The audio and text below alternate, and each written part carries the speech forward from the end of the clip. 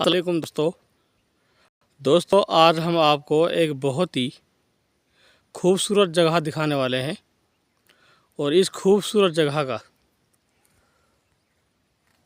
मेव इतिहास से एक बहुत ही सुंदर रिश्ता भी जुड़ा हुआ है।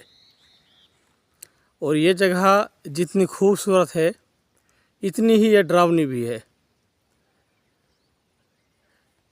इस जगह से और ये जो सामने पहाड़ी दिखाई दे रही है आपको, ये वाली पहाड़ी जो आपको दिखाई दे रही है, इस पहाड़ी से 3 किलोमीटर आगे महू गांव पड़ता है।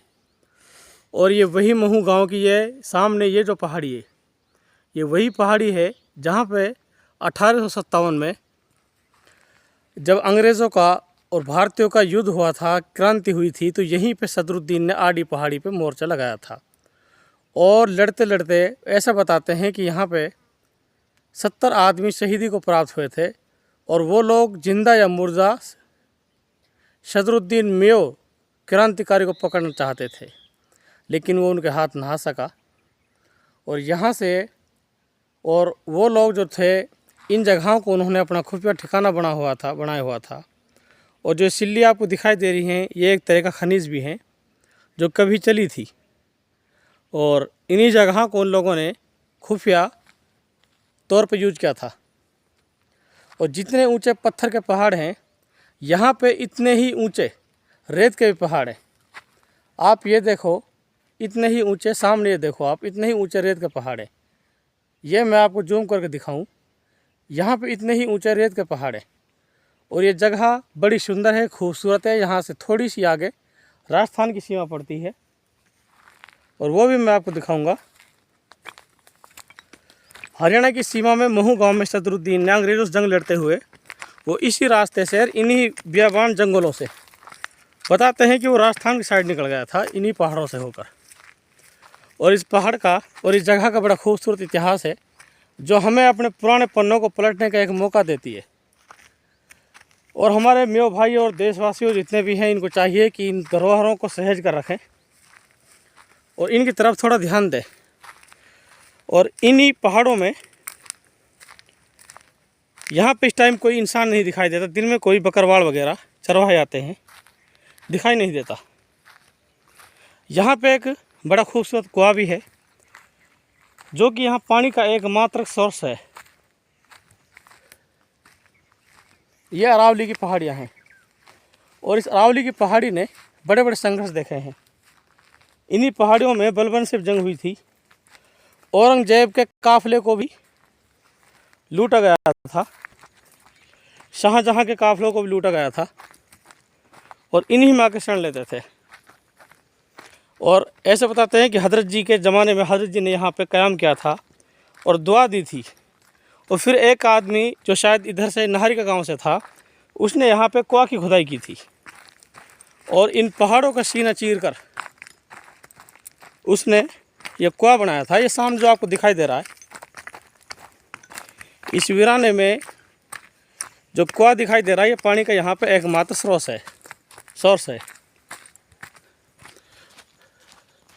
कुआं बड़ा खूबसूरत है।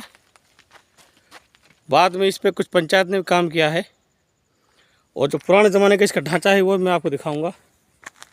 ये इसका पुराने ज़माने का ढांचा है, जो कि पहाड़ के सीने को चीर कर इसको बनाया गया है। ये देखो आप, पत्थरों को काट काट कर छेड़ने से अकेले शख्स ने इसको बनाया था। और इसमें पानी भी है, और इसका पानी बड़ा मीठा है। इस कुएं का पानी बड़ा मीठा है, और इस कुएं से पानी खींचने के लिए आज भी पुराने ज़माने के तरीके से डोल का इस्तेमाल किया जाता है। और हम आपको इसका एहसास करते हैं कि पुराने ज़माने में लोग, आज पीछे बेटा, पुराने ज़माने में लोग पानी कैसे खींचते थे, इसका एहसास आज हम भी करते हैं। उस ज़माने में बाल्टी नहीं होती थी, इस तरह की डोल होती थी। पहली डोल चमड़े की होती थी, रबड़ की डोल है।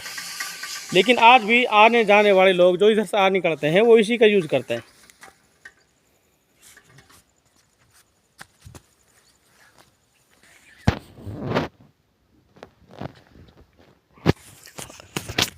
हाथ हट बेटा, यहाँ रख।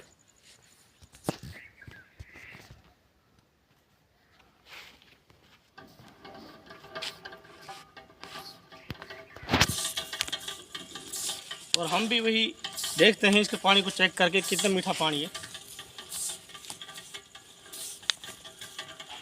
और कोई इस पर गिर ना जाए इस सुरक्षा के लिए इस कुएं पे जाल से ढक दिया गया है।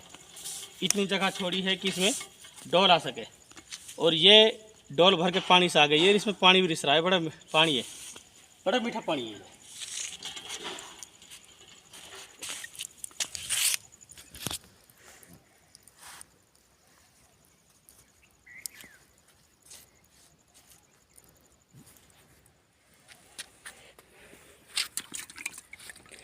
इन धरोहरों की हमें कदर करनी चाहिए।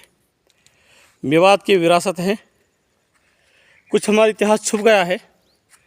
उस छुपे हुए इतिहास में से कुछ ये पन्ने हैं और इन पन्नों की कदर करें। और ये वो जंगल हैं जिस जंगल ने बड़ा लंबा पीरियड देखा है और मेवातियों का बहुत बड़ा संघर्ष देखा है। मेवाती जब महलों में रहते थे, महलों से निकल के मुग़लों और सुल्तानों से जंग करते करते इन्हीं पहाड़ों की आगोश में वो रहते थे और इन्हीं पहाड़ों ने उनको शरण दी थी। और इस संघर्ष के कारण जो मुग़लों और सुल्तानों से जो मेवातियों का जो संघर्ष हुआ था, उनकी वजह से ही इतने पिछड़ गए। आज इनकी हालत माली रूप से, शिक्षा के एजुकेशन के हिसाब से और राजनीतिक रूप से बहुत पिछड़ गए हैं। जबकि किसी ज़माने में ये कौम जो मेवात कौम मेव कौम है, ये बड़ी समृद्ध हुआ करती थी। ये वो कौम थी जो सुल्तानों से टक्कर लेती थी। दिल्ली के सुल्तानों और मुग़ल बादशाहों को इन्होंने आगे बढ़ने ही नहीं दिया, उनको संघर्ष कर करके उनको कमज़ोर करते रहे।